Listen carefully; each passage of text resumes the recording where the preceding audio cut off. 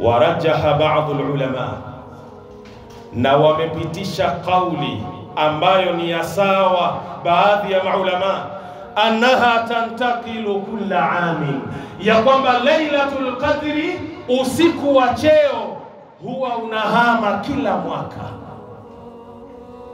Walaysat fi lailatin muayyanatin, wala haupatikani kwenye usiku ambao ni maalum, ya kwamba tukisema 27 eti ndio Lailatul Qadri ipo hapo. Mimi sisimami kufanya ibada mpaka ufike usiku wa 27. Hapana, maulama wanasema usiku huu kila mwaka Allah anaubadilisha, hauweki kwenye witiri moja kwamba eti ni 27 au 25 au 29 au 23 au 21. Hapana, usiwe na fikra mbovu.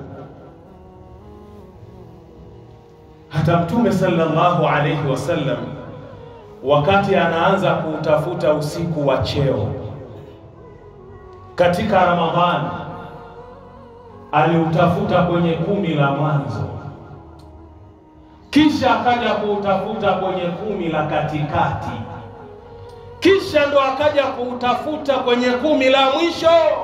Ndio akawaambia masahaba, yule ambaye anahitaji kukaa i'tikaf kwa ajili ya kuutafuta usiku wa cheo, akae na mimi kwenye 10 la mwisho ndani ya mwezi wa Ramadhan. Lailatul Qadri ipo hapo. Akawaambia masahaba ridwanullahi alayhim, Allah alinionyesha usiku ule ulikuwa tarehe ngapi, lakini Allah akanisahaulisha. Lau kama Mtume Muhammad ingetuambia ya kwamba Lailatul Qadri ipo kwenye 29, ina maana watu wote wengebweteka wakasubiri tarehe 29. Lakini Allah usiku ameufanya nini?